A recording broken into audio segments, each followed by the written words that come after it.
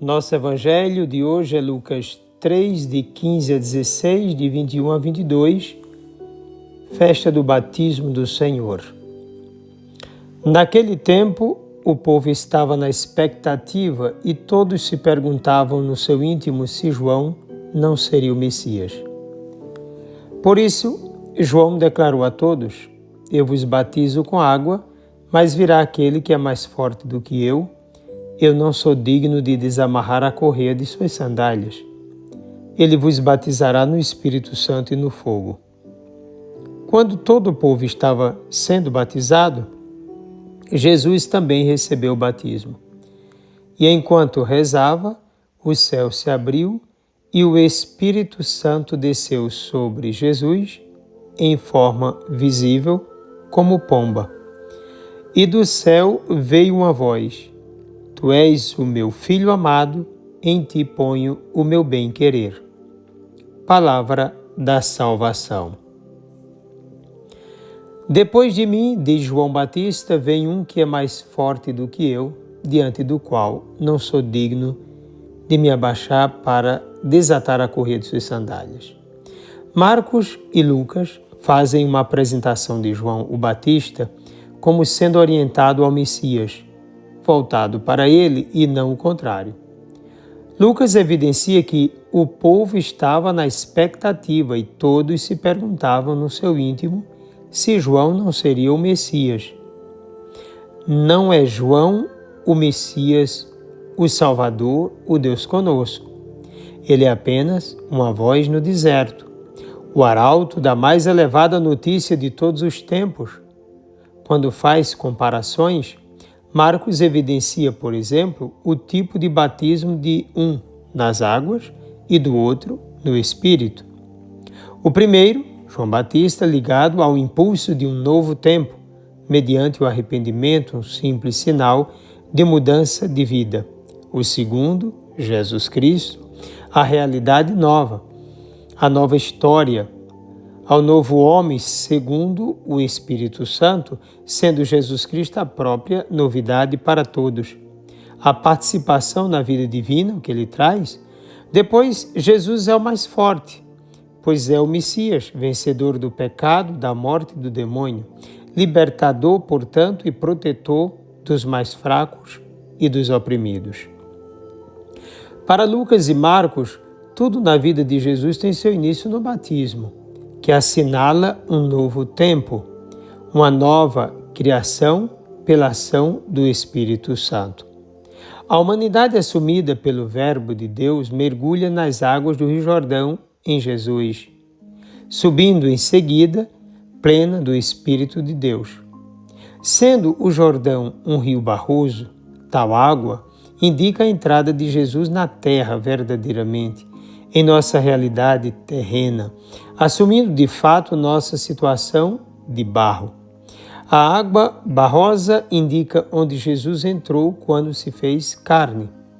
Naquela água está o sinal do Filho de Deus, que transforma aquele barro, dando a vida do Espírito, o novo sopro, mas não do jeito do início da criação, para tornar a alma vivente, mas tornando aquele que já foi criado participante da vida nova do Espírito de Deus.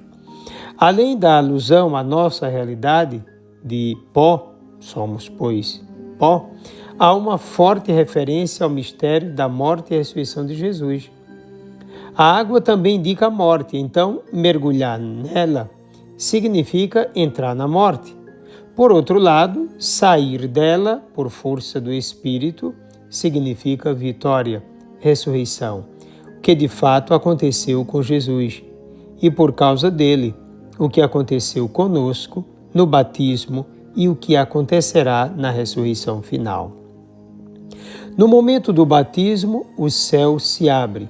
Os evangelistas estão lembrando o texto de Isaías 63, 19b, que trata da oração do profeta em busca de uma resposta de Deus diante do silêncio do Senhor, quando o povo se perde, esmorece no amor, afasta-se do culto divino e se entrega ao mundo. o céu se encontra fechado. Importante reproduzir aqui essa oração. Tu és o nosso Pai. Abraão não nos conhece. Jacó não faz caso de nós. És tu mesmo, Senhor, nosso Pai, o nosso libertador. Teu nome é eterno, porque nos fazes desviar, Senhor, do teu caminho. Porque nos endureces o coração para perdermos teu temor. Volta atrás, por amor de teus servos, por amor das tribos que são tua herança. Porque os malvados penetraram o teu santuário, nossos inimigos profanaram o teu lugar sagrado. Desde há muito parecemos um povo jamais governado por ti e sobre quem jamais teu nome foi invocado. Que bom, se abrisses o céu e descesses, diante de ti as montanhas iriam derreter. Isaías 63, 16 a 19. A entrada de Jesus na história rasgou os céus. Deus se faz presente na história dos homens. O véu do templo foi rasgado. Nada mais separa os homens da comunhão com Deus. A pomba, como sinal do Espírito, já usado pelos rabinos na época de Jesus, indica o início de uma nova criação, pois traz em si, consigo, um sinal do Espírito que pairava sobre as águas no início da criação. Ainda como sinal da paz, a pomba solta por Noé, e também da reconciliação entre Deus e a humanidade, segundo os padres da Igreja. Além disso, vem o reconhecimento do Pai. Segundo Marcos e Lucas, o Pai se reconhece no seu Filho ao dizer: "Este é o meu Filho amado". Quando acrescenta "em quem me comprazo", quer dizer, o meu Filho unigênito. Assim, Marcos e Lucas mostram que quem vê Jesus, o Filho do Altíssimo, vê o Pai. Jesus Cristo revela o Pai na sua vida, missão e ação. Todo o seu ser é revelação de Deus. Quem se encontra com o Filho de Deus tem a possibilidade de conhecer a Deus, a si mesmo e o mundo, segundo a visão do mesmo Criador. Abdicar dessa intimidade com Jesus é o mesmo que desprezar toda a possibilidade de descoberta da verdade e da própria salvação.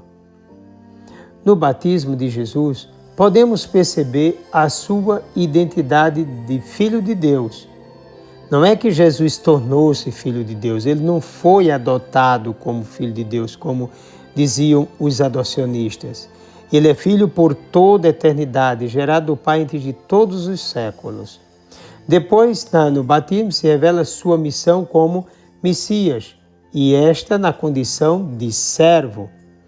Sua solidariedade com Israel e com toda a humanidade pecadora, a exemplo de Jonas, que pede para ser jogado ao mar.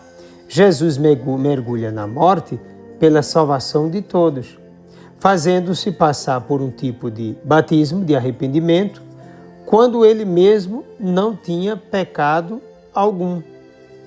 Depois, nesse ponto, convém lembrar com Santo Agostinho que aqui ele vem para um batismo de arrependimento sem ter pecado. Agora, ele não vem para receber o Espírito, já que ele o possuía. Quer dizer, ele está na intimidade do Espírito desde toda a eternidade.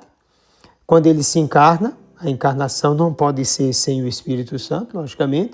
O Pai envia o Filho no Espírito Santo. E aqui no batismo, ele vem com o Espírito e não sem ele. Sem pecado, mas não sem o Espírito. Sua realidade de imagem do Pai e transparência sua, quer dizer, transparência do Pai, na história e realização das promessas de Israel, bem como o realizador da nova criação, segundo o seu Espírito Santo, aqui também se mostra. E ainda sua realidade de palavra absoluta de Deus, a qual deve ser escutada necessariamente para a salvação de todos. Desça sobre ti a bênção do Deus Todo-Poderoso, Pai, Filho e Espírito Santo. Um forte e carinhoso abraço.